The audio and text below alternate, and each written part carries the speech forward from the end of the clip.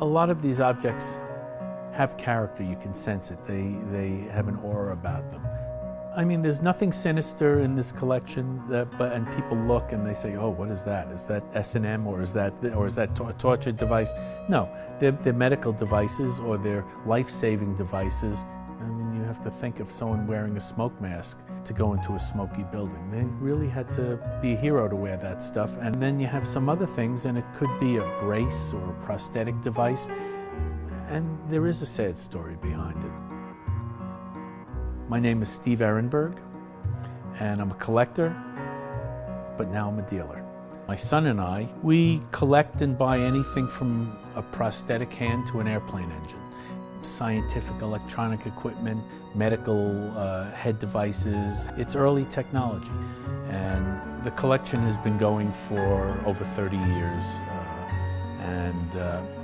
I can't even count how many things we have. One of my favorite things to collect are early anatomical models. They're really art. Early on, they started with cadavers, and then came wax. And wax was unstable also. And Dr. Azu did them in paper mache. Every piece is hand painted and labeled, and maybe there's 400 pieces in this life-size horse. It's the kind of model I wouldn't want to take apart unless I had gone through 4 years of veterinary school. This is one of my favorite pieces, and it's French. There are different keys that connect to pulleys and to strings, and it shows how the different muscles of the eye works. When I was in school, I failed science. I was an artist. I was not geared to be a doctor or a scientist. So I found the aesthetics of some of this equipment to be more interesting than its use.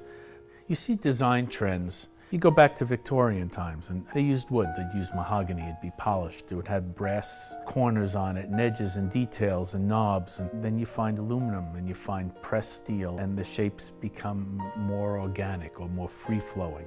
This was a teaching aid for learning how to reconstruct the face. Students would build a wax face over the metal skull. It looks as if Salvador Dali did that. That's a quack medical device for electrical treatment.